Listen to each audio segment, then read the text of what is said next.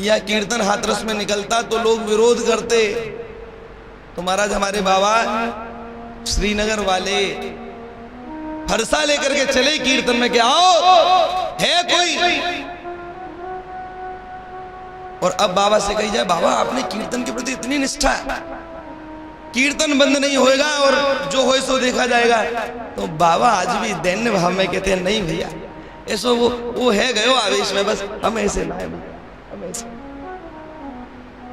ये नाम प्रेमियों की पहचान है, ये दीनता, ये दैन्यता। महाराज कितना भी बड़ा हो जाए लेकिन बहुत छोटा बन के रहे।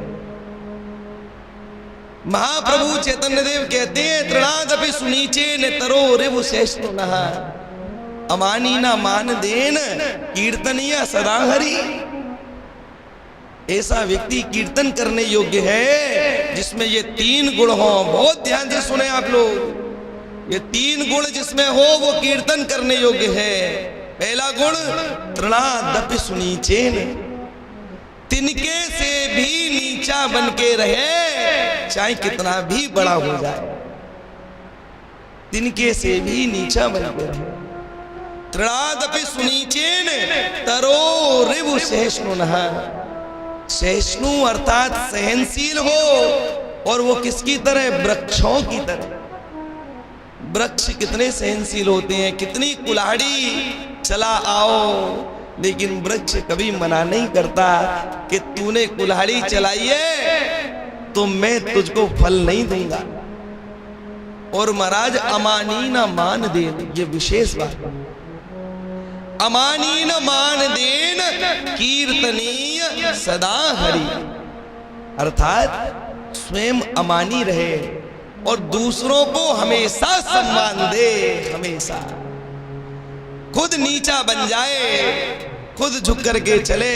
मेरा कोई अपमान कर दे तो उसको परम अमृत समझे, और कोई हमारा सम्मान करे तो कहे भैया, क्योंकि सम्मान, कोई अगर किसी ने सम्मान किया तो हम अपने आप को श्रेष्ठ समझने लगते हैं कि हम इन सब में श्रेष्ठ हैं, इसीलिए सम्मान मिल रहा है। और जैसे तो श्रेष्ठ समझी तो महाराज जो अहंकार का बारीक बीज जो हृदय में है ना, उसको अनुकूल वातावरण मिल जाता है, अर्थात उसका पोषण हो जाता है और वो अहंकार का बीज उठने लगता है और फिर हम किसी की नहीं सुनते, अहंकार पनप जाता है। अधिकतर यही है, कोई किसी का अच्छा कंठ है तो वो भगवान को रिझाने की नहीं सोचता, वो सोचता है कि ये पब्लिक इतनी आई है ना, ये वाह वाह करे। आपको एक दृष्टांत बता रहा हूं, शायद आपने पहले भी सुना हो लेकिन सुनना आवश्यक है। कीर्तन करने वाले हर वैष्णव को वो दृष्टांत सुनना आवश्यक है। शायद आपने नाम सुना हो कि जतिपुरा में जब श्रीनाथ जी विराजते थे तो उस समय उनके एक सखा थे जिनका नाम था श्री गोविंद दास। गोविंद स्वामी के नाम से उनको जाना जाता। गोविंद स्वामी ऐसे रसिक थे महाराज कि केवल श्री ठाकुर जी को ही पद संकीर्तन सुनाते और किसी को नहीं। तो एक बार श्याम ढाक जगह है पूंछरी के लोठा के पास, श्री गोविंद स्वामी जी वहां बैठकर के भाव विभोर होकर के नेत्र बंद करके श्री ठाकुर जी को संकीर्तन सुना रहे हैं। और महाराज संकीर्तन भी राग में, किस राग में? भैरवी राग में। भैरवी राग में संकीर्तन एक तारा लेकर के श्री गोविंद स्वामी जी सुना रहे हैं। अरे उनके संकीर्तन को, उनके पदों को सुनने भगवान स्वयं आते थे। लेकिन उस दिन भगवान तो आए और वैष्णव भी आए, लेकिन उन वैष्णवों के बीच में उस समय का बादशाह अकबर भी आए। अकबर संगीत सुनने का बड़ा शौक रखता था। आकर के बैठ गया। सुनी होगी किसी से कि भैया बढ़िया संकीर्तन करते हैं, वो बैठ गया। और जैसे ही तो पद की पूर्ति हुई, जैसे ही पद पूर्ण हुआ, तो अकबर ने अपने शाही अंदाज में वाह क्या बात, वाह बहुत सुंदर, बहुत सुंदर, बस ये शब्द बोल दिए थे, वाह क्या बात। महाराज नेत्र खुले एकदम गोविंद स्वामी जी के, देखा कौन, तो इशारा करके बताई कि ये महाराज अकबर है। और जो सुना कि महाराज अकबर, झरझर अश्रुओं से रोने लगे। हाँ, क्यों रो रहे हैं? कारण विलक्षण था महाराज। रो इसलिए रहे हैं कि आज जिस पद के द्वारा मैं श्री ठाकुर जी की सेवा कर रहा था, आज इस मिलेच्छ ने सुन लिया। आज ये ठाकुर जी के लिए पद झूठा हो गया। हाँ, अब मैं भैरवी राग कैसे ठाकुर जी को सुनाऊंगा? सरकार वाह वाह करे तो कोई बात नहीं, उनके लिए तो है ही, लेकिन आज इसने वाह वाह करी। महाराज जी आप विश्वास नहीं करेंगे, गोविंद स्वामी जी जब तक पृथ्वी पर रहे, उसके बाद जीवन पर्यंत कभी भैरवी राग नहीं गाया। जीवन पर्यंत भैरवी राग नहीं गाया श्री गोविंद स्वामी। आज हमारे ठाकुर जी के लिए ये झूठा हो गया। ये थी निष्ठा। अभी हमारा डीएम साहब के यहाँ कीर्तन हो जाए, बड़े कलेक्टर के यहाँ कीर्तन हो जाए, तो हम अपने से बड़ा कीर्तनिया मानते ही नहीं किसी को। हम सबसे बढ़िया कीर्तन करते हैं, इसीलिए तो कलेक्टर साहब ने बुलाया। उस दिन की याद करो प्यारे। मेरे सरकार उस भाव से मेरे द्वारा गाया हुआ पद सुनेंगे जैसे श्री सूरदास जी के समक्ष बैठकर के सुनते थे। ये भाव हृदय में अक्षुण्ण बना रहे, तब काम बनेगा। ये मनुष्य जीवन की सार्थकता तब पूरी होगी। ये मनुष्य जीवन वास्तव में भगवान की खोज के लिए है, भोग भोगने के लिए नहीं है भाई। भोग जितने हैं, देखो सबसे बढ़िया काम संत जन बताते हैं, पानी बाढ़ो नाव में और घर में बाढ़ो दाम। ये भोग विलास की वस्तुएं पैसों से तो खरीदी जाती है?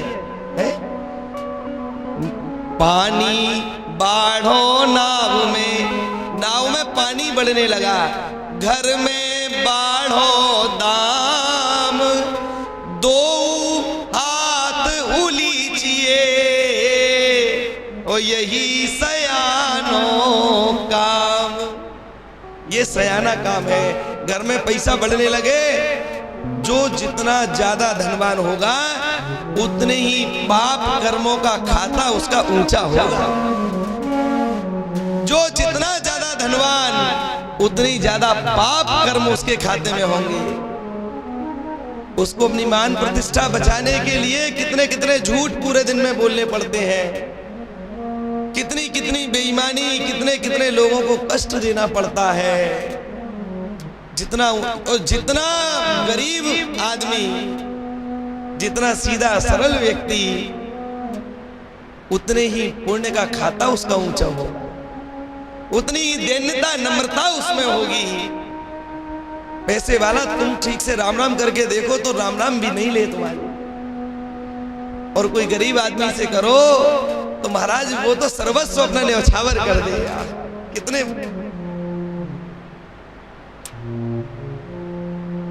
पानी बाढ़ो नाव में, घर में बाढ़ो दाम, दो हाथ उलीचिए यही सयानों का। अगर ये सब चीजें बढ़ने लगे तो यही काम बढ़िया है। चक्कर में मत पड़ो। देखो अब इतनी इतनी उम्र हम सबकी हो गई, इतने इतने दिन भजन के बिना बीत गए, और आगे का जीवन अब बिना भजन के नहीं बीतना चाहिए। अपने अपने घरों पे सब नियम बनाओ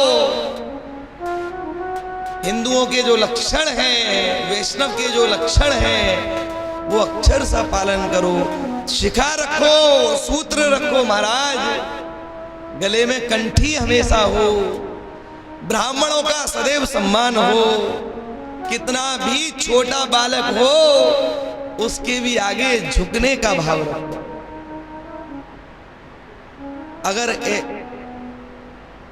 एक दोहा और है, राई से 20 बिसे और 20 में पुन 20, ताते नाने रहो ये तब मिल गए जगदीश। राई कितनी बड़ी होती है आप देखो। संत जन कह रहे हैं कि राई का भी 20वां भाग, राई का 20वां भाग और 20 में पुन 20, उस 20वें भाग का भी और 20वां भाग कर दो महाराज। और इतने पे ही बात खत्म नहीं की, आगे कही कि ताते नाने उससे भी और छोटे बन के रहो तब मिले हैं जगदीश।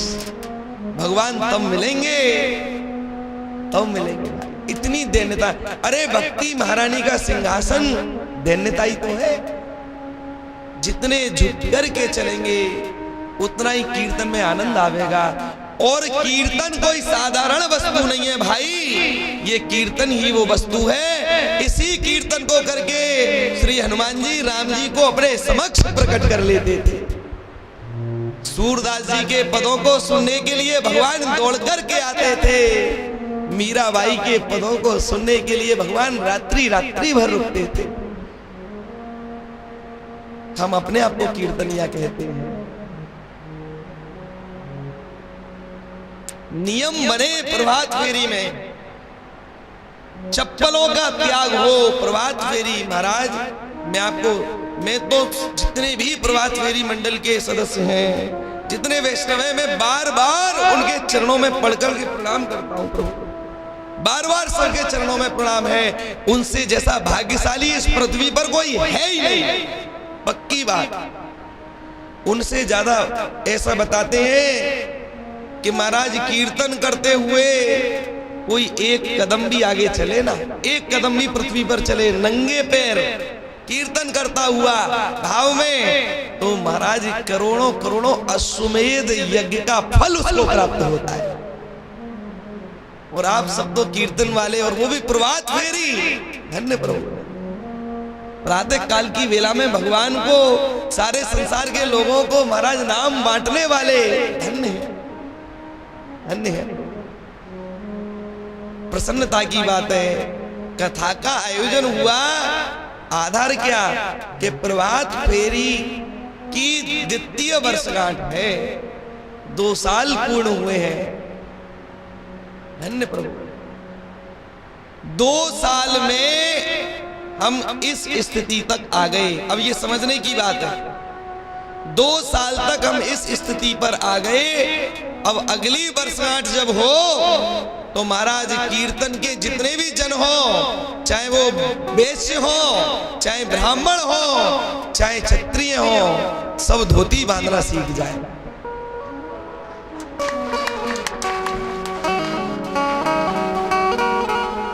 महाराज जी सबके सिर पर शिखा होनी चाहिए। एक बालक यहीं आया हुआ है, नाम हम नहीं बतावेंगे। हम जिस विद्यालय में पढ़ाते हैं उस विद्यालय का ही छात्र है, और महाराज BCA जैसे प्रोफेशनल कोर्स को कर रहा है। और एक दिन उससे बैठ करके चर्चा हो रही, शिखा की महत्ता पूछ रहा था, तो महाराज बता दी कि बेटा शिखा में यही होगा। परवाह नहीं करी, बाल बढ़ाए और शिखा रख ली। उस बालक, हाथरस का ही बालक है, कोई अलग नहीं है। लोगों को चिंता रहती है, अरे शिखा रखेंगे पंडित जी कहेंगे लोग। नहीं, ये वैष्णव का आभूषण है। जैसे पतिव्रता स्त्री अपने नियमों को निभाती है, पतिव्रता के लक्षण क्या? नित्य मांग भरे, हाथों में चूड़ी पहने,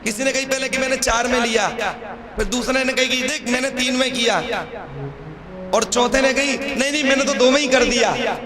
50-50 2 बार में, 54-54 2 बार में। महाराज जी आप विश्वास नहीं मानोगे, बच्चों को कहना था कि बच्चों ने अपने घर के खाली पीरियड जो होते हैं, घर के नहीं स्कूल के खाली पीरियड जो हैं, तो बच्चों ने ये खेल बना लिया और सारी क्लास में राम राम राम राम राम राम राम राम राम राम राम राम राम राम राम राम राम राम। महाराज बच्चे कीर्तन कर रहे हैं, वो कह रहा है कि तू करके दिखा। बच्चे टाई में हैं, पेंट में हैं और स्कूल की यूनिफॉर्म में हैं, और बच्चों से गई, एक ने कही तो दूसरा तैयार था, और देखी कि 4 लोग मिलकर के खेल खेल रहे हैं, तो चारों ने और ग्रुप बना लिया, फिर चारों ने और बना लिया, और पूरी क्लास में राम राम राम राम राम राम राम राम राम राम राम। महाराज ये है नहीं, देखो ये अगर हम ऐसे नहीं होते तो हमारी बात कौन सुनता? आप बताओ ना हमें। एक महात्मा जी भिक्षा मांगने के लिए जाते, तो भिक्षा मांगते मांगते वो राम राम नहीं करते, कोई बालक उनके सामने बोल देता राधे, डर जाते।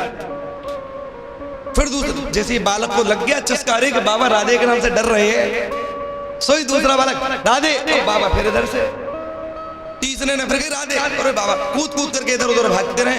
अब तो एक ने, दूसरे ने, तीसरे ने, ओ झुंड लग गया महाराज, सारे गली मोहल्ला के बालक इकट्ठे हो गए और खूब जोर से राधे राधे, और बाबा खूब कभी इधर उछले कभी उधर उछले, कभी इधर यूं भागे यूं भागे। महाराज किसी व्यक्ति ने पूछी, अरे बाबा ये राधे नाम में कौन सा करंट लग रहे हो जो इतना उछलो?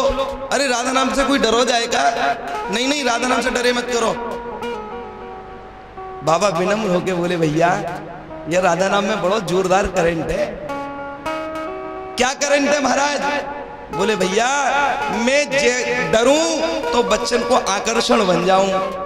पहले एक बालक कर तो राधे, और अब कितने सारे बालक कीर्तन कर रहे हैं, जय जय श्री राधे। कितने सारे बालक कीर्तन कर रहे हैं। तो महाराज यहाँ से और मैं घर तक जाऊंगा तो वहां तक ये बालक मेरे वहां तक नहीं तो ये मोहल्ला से दूसरे मोहल्ला तक तो जाएंगे, और दूसरे मोहल्ला में फिर दूसरे बालक मिलेंगे, फिर घर तक पहुंचूंगा तो कीर्तन को आनंद बना रहे हो, कीर्तन को आनंद बना रहे।